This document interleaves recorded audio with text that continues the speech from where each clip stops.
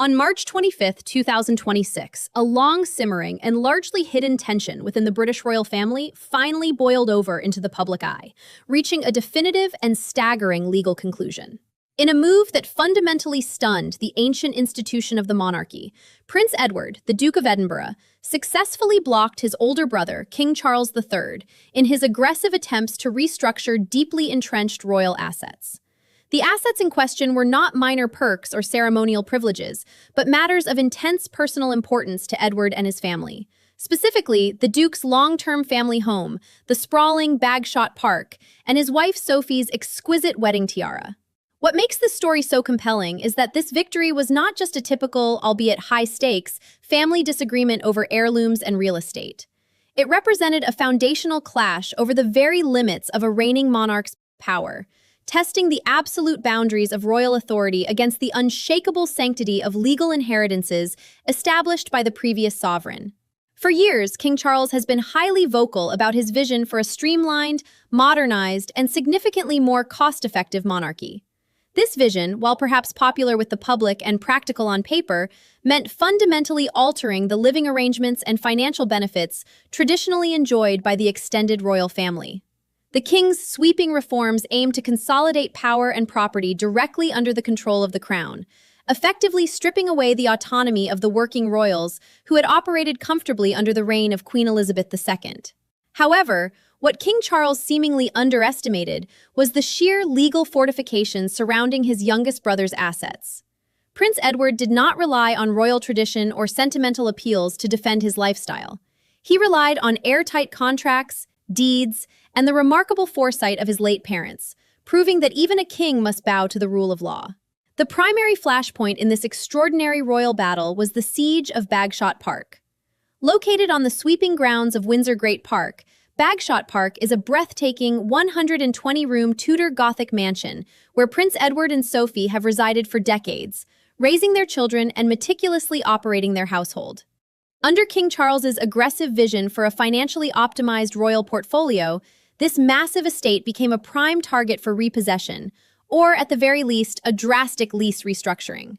The historic property is now valued at a staggering estimated £30 million, making it one of the most lucrative pieces of real estate occupied by a peripheral member of the royal family. For the king and his financial advisors, reclaiming Bagshot Park or forcing Edward into a significantly less favorable lease was viewed as a necessary, completely justifiable step in their broader economic strategy for the modern crown. However, the king's advisors quickly discovered that Prince Edward's defense was an impenetrable fortress, built entirely on a foundation of meticulously kept receipts and decades of brilliant long-term planning. When Edward first took over the sprawling property back in 1996, it was far from the luxurious palace it is today. In fact, Bagshot Park was in such a shocking state of disrepair that the Crown Estate had seriously considered abandoning it as a royal residence altogether and leasing it out commercially to be turned into a hotel or corporate retreat. Recognizing the vast potential of the historic property, Edward took an enormous personal financial risk. He invested £1.36 million of his own entirely private money into the immediate, vital repairs needed just to make the massive building habitable. Over the years, his financial commitment to the estate only deepened, eventually spending nearly £3 million in total to painstakingly restore the mansion to its former glory. Prince Edward was acutely aware of the shifting tides within the monarchy and the future vulnerabilities he might face under his brother's eventual reign. To further securing his position, he made a masterstroke of a financial move in 2007. Edward paid a massive sum of £5 million up front to extend his lease on Bagshot Park to a staggering 150 years. This was not just a simple rental agreement.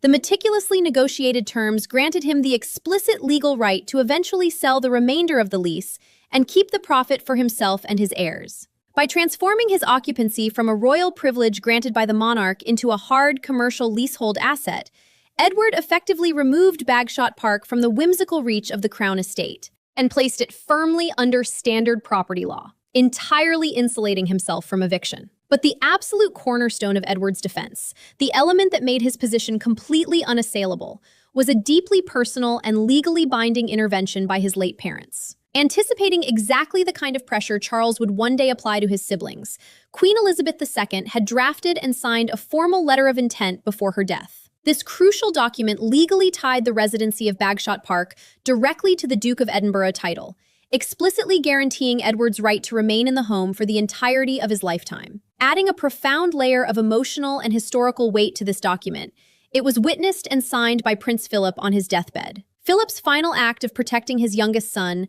was designed specifically to serve as a legal shield against future palace pressures and the very downsizing initiatives Charles is currently championing. It was a masterful, foresightful move by the late Queen and Duke, ensuring that even from beyond the grave, their promises to Edward would overrule any modernizing ambitions of the new king. While the battle over Bagshot Park showcased Prince Edward's defensive brilliance in real estate and contract law, the conflict took a deeply personal and a far more bitter turn in early 2026. Just as Edward was locking down his estate, a second front was opened, this time originating directly from the office of Queen Camilla. In a move that many royal insiders viewed as a direct escalation, Camilla's staff initiated a comprehensive jewelry audit across the extended royal family. The primary target of this aggressive review was none other than Sophie, the Duchess of Edinburgh, and specifically the ownership status of her most iconic piece of jewelry, the Anthem Tiara. What began as a dry administrative inventory of royal assets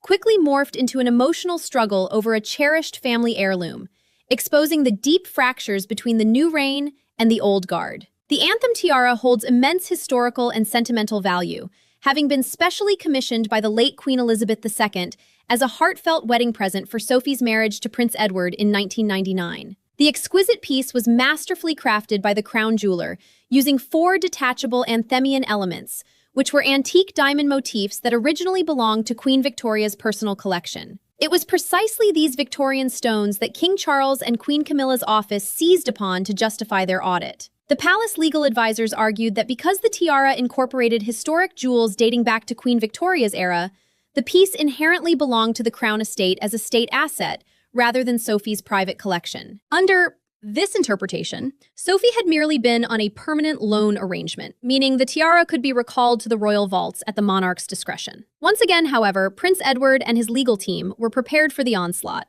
presenting evidence that instantly dismantled the palace's narrative. Edward's attorneys countered the audit by producing a pristine, signed 1999 deed gift from Queen Elizabeth II herself. This legally binding document explicitly confirmed that the Anthem Tiara was given to Sophie as an outright private wedding present, entirely independent of the crown jewels or state ownership. Furthermore, Edward revealed a brilliant layer of legal protection he had personally engineered years earlier. He had commissioned a matching necklace and earring set made of pearls to complement the tiara, and crucially, he had secured official design rights over the ensemble. Edward's legal team argued that the tiara and the matching pearl set now constituted a single, legally inseparable artistic unit, making it impossible for the crown to reclaim the tiara without violating Edward's private intellectual property. Seeing that the palace was still unwilling to back down, Edward's team decided to escalate their defense, introducing a weapon so sharp it threatened to shake the very foundations of Buckingham Palace. Edward's legal representatives made it quietly known that if the palace continued to contest the ownership of Sophie's wedding gift,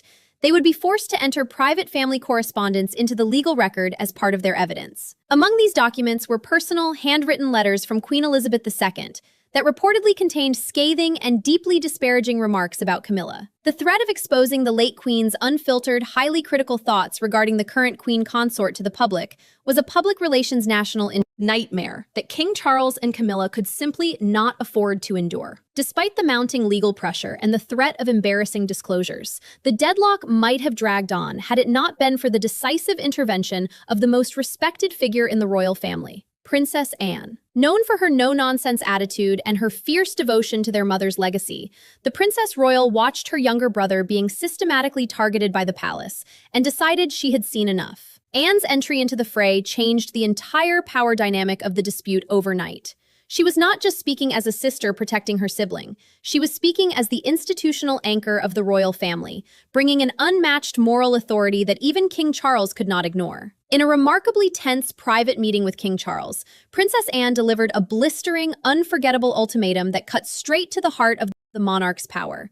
She looked her brother in the eye and stated plainly, "If our mother's signature on a lease or a deed of gift is not worth the paper it's written on today, then your signature will be worth even less tomorrow." Anne's argument was devastatingly logical. By attempting to legally overturn Queen Elizabeth's signed documents and promises, Charles was actively undermining the very sanctity of royal authority itself. If a sovereign's signature could be erased by their successor, then nothing Charles signed during his own reign would carry any permanent legal weight. To make her point absolute, Anne added a chilling secondary threat. If the campaign of harassment against Edward and Sophie did not cease immediately, she would personally oversee and push for a full, transparent public audit of Queen Camilla's private household expenses. Faced with Princess Anne's ferocious intervention and the impenetrable legal barricade erected by Prince Edward, King Charles and his advisors were pushed squarely into a corner. By the afternoon of March 25, 2026, the situation reached its climax. The king's own elite legal team, having frantically reviewed every deed, lease, and letter of intent provided by Edward's attorneys, delivered their final sobering assessment to the monarch. They concluded that Prince Edward's defensive position was, in their exact words, virtually unbreakable. The royal lawyers were forced to admit a harsh reality. No modern royal order, no matter how passionately driven by the current king's desire for modernization, could lawfully override the ironclad legal inheritances, the commercial leases, and the deeply personal deeds of gift established by Queen Elizabeth II.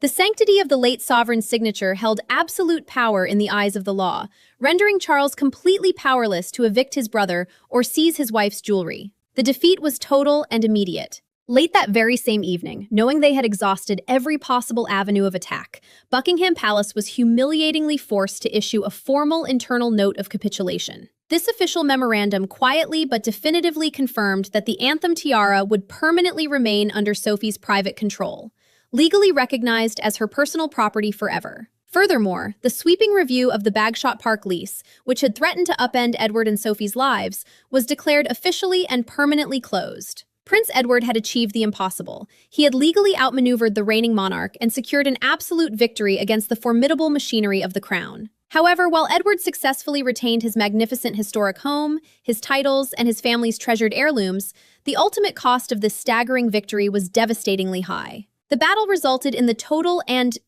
irreparable breakdown of his personal relationship with the king. What was once a family bound by the shared duty of the crown is now deeply fractured, leaving a monarchy divided at its very core. The institution has now noticeably shifted into two distinct, often opposing centers of power, fundamentally altering the dynamic of the British royal family. On one side stands the centralized authority of Buckingham Palace, fiercely led by King Charles and Queen Camilla. This faction remains relentlessly focused on pushing for strict central control, aggressive financial optimization, and a severely narrowed definition of who qualifies as a working royal. On the other side stands a powerful, defiant faction that royal insiders have dubbed the Old Guard Alliance. This formidable coalition comprises Princess Anne, Prince Edward, and Sophie, who have united to passionately protect the legacy, the values, and the legally binding promises of the previous reign. Crucially, Old Guard Alliance is also said to enjoy the quiet, strategic support of Prince William and Catherine,